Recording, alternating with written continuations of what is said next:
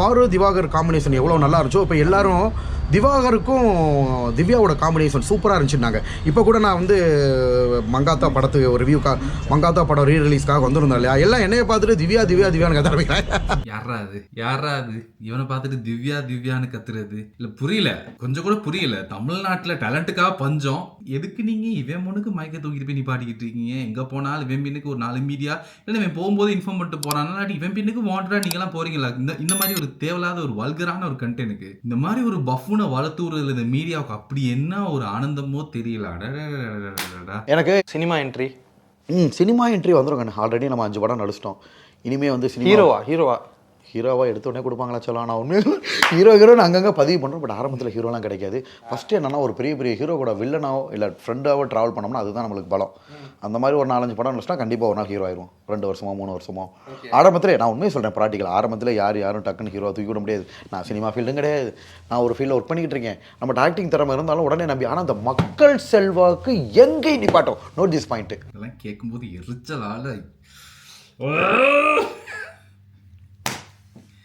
இவனெல்லாம் ஏன்டா படத்தில் நடிக்க வைக்கிறீங்க?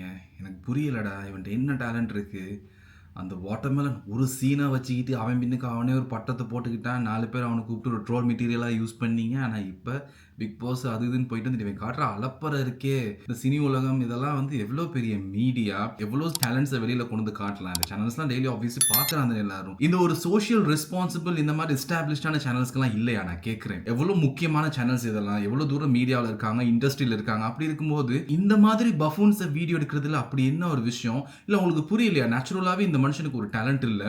நான் ரீசெண்டாக அந்த ஒரு வீடியோ பார்த்தேன். இந்த மாநாட மயிலாட பழைய ப்ரோக்ராம்ஸ்லாம் ரொம்ப நல்லா டான்ஸ் பெர்ஃபார்ம் பண்ணிட்டு இருப்பாரு. நல்லா ஹைட்டாக இருப்பாரு. ஐ மீன் லைக் நிறைய அந்த மிமிக்ரி மாதிரிலாம் பண்ணுவார். கொஞ்சம் வித்தியாசமான கேரக்டர்ஸ்லாம் ட்ரை பண்ணுவார். ரொம்ப நல்ல டேலண்ட், ரொம்ப நல்ல டான்சர், ரொம்ப நல்ல பெர்ஃபார்மர். ரீசெண்டாக நான் ஒரு இன்டர்வியூ பார்த்தேன் இந்த மனுஷன். அவர் சொல்றாரு, கண்டிப்பாக வந்து பேரண்ட்ஸ் ரொம்ப முக்கியம், அதனால தான் எனக்கு நிறைய சான்சஸ் கிடைக்கல. என் கூட இருந்தவங்களாம் இப்போ பெரிய ஸ்டார்ஸ் ஆகிட்டாங்க, இப்போ எனக்கு அந்த அளவுக்கு ஒரு பெரிய ஆப்பர்ச்சுனிட்டி கிடைக்கல அப்படின்ட்டு ரொம்ப ரிக்ரெட் பண்ணி பேசிக்கிட்டு இருக்காங்க. அவங்களாம் ரொம்ப டேலண்டட், எவ்வளோ ஸ்கில்டு.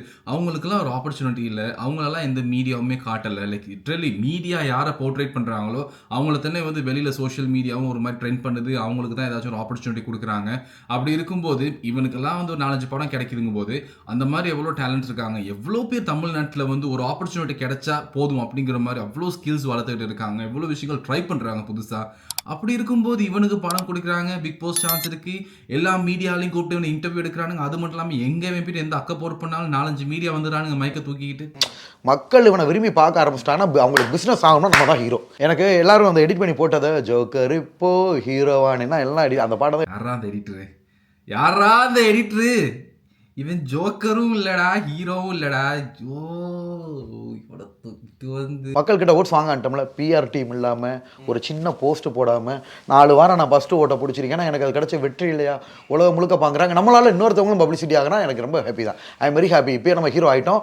உள்ளுக்குள்ளே போய் ஏதாவது ஒரு படத்தில் இப்போ பவானி சீன்லாம் எனக்கு ரொம்ப பிடிக்கும் சொல்லலாம். விஜய் சேதுபதி சார்ட்டே அதை பதிவு பண்ணி, சார் எனக்கு உங்கள் பாடி லாங்குவேஜ் வருதுன்றாங்க, நான் சிரிச்சா அழகாக இருக்குன்னு சொல்கிறாங்க சார் விஜய் சேதுபதி சாருக்கு. அப்புறம் உண்மை சொல்லலாம். ஆனால் இது வந்து என்னன்னா பர்சனலாக மற்றவங்களுமே சொன்னது, எங்கள் அம்மா உனக்கு கொஞ்சம் அவர் சீன்லாம் ஒர்க் அவுட் ஆகும். இவன் இப்படி நேரத்துக்கு ஒரு 100, 200, 1000 பஃபூனை இவன் இன்ஸ்பயர் பண்ணியிருப்பான். இந்நேரம் அவனுங்களும் இந்த மாதிரி கிரிஞ்ச ஸ்டார்ட் பண்ணியிருப்பானுங்க. அவனுங்களும் அடுத்து இந்த மாதிரி ஒரு ரியாலிட்டி ஷோவுக்கு இந்த மாதிரி மீடியாலாம் பின்னுக்கு வரும்ட்டு இவன் இப்போ அவங்களுக்கெல்லாம் ஒரு தலைவன் ஆயிடுவான். கிரேட்ரா.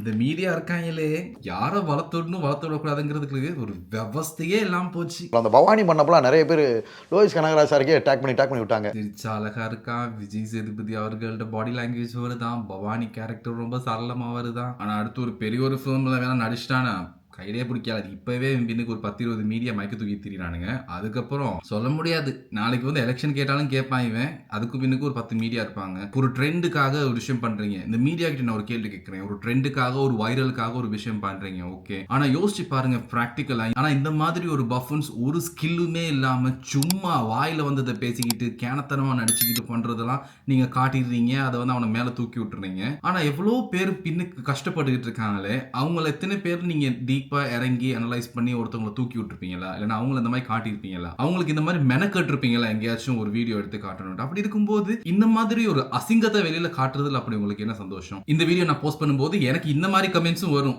நீ யாரா, நீ என்னடா பண்ணிட்ட, நீ என்னத்த இந்த வீடியோ ரிவ்யூ பண்றதுக்கு உனக்கு என்ன தகுதி இருக்கு அப்படிம்பீங்க.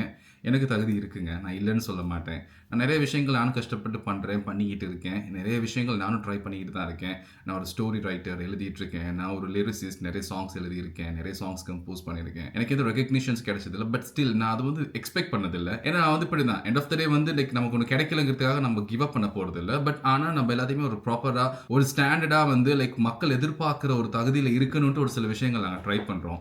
அப்படி இருக்கும்போது ஒரு ஆர்டிஸ்டாக வந்து எல்லாத்துக்குமே வந்து ஒரு கோவம் வரும். அந்த ஒரு கோவம் கண்டிப்பாக இருக்கும். ஏன் அப்படின்னா இந்த மாதிரி ஒரு பஃபுன் எந்த ஒரு டேலண்ட்டும் ஸ்கில்லும் இல்லாமல் இவ்வளோ பெரிய மீடியாவில் காட்டுறாங்க, இவ்வளோ பேர் அவங்ககிட்ட இன்டர்வியூ பண்ணுறாங்க, ஈவன் மங்காத்தா ரீரிலீஸ்லாம் அவனை போயிட்டு இன்டர்வியூ எடுக்கிறாங்க. அப்படி இருக்கும்போது லைக் ஒரு ரியல் டேலண்ட் அந்த வீடியோவை பார்க்கும்போது கண்டிப்பாக ஒரு கோவம் வரும், ஒரு ஃப்ரஸ்ட்ரேஷன் இருக்கும், இந்த மீடியா மேலே ஒரு கோவம் வரும். அந்த ஒரு யதார்த்தமான கோவத்தில் தான் நான் கேட்குறேன், இந்த மாதிரி ஒரு டேலண்ட்டும் இல்லாமல் ஒருத்தர் ஏன் வளர்த்துடுறீங்க? இதை மக்கள் நீங்கள் விரும்புறீங்களா உண்மையால இந்த மாதிரி ஆட்களை வந்து நீங்கள் ஸ்க்ரீனில் பார்க்குறதுக்கு, இல்லைனா வந்து இந்த மாதிரி ஆட்கள் வந்து தொடர்ந்து மேலே வரதுக்கு? அப்போ டேலண்ட்ஸ் எல்லாம் எங்கே போகுது? உங்களோட தாட்ஸ் என்னங்கிறது கீழே கமெண்ட்ஸில் கொடுங்க. இந்த வீடியோ பிடிச்சிருந்துச்சுன்னா சப்ஸ்கிரைப் பண்ணுங்க guys. See you.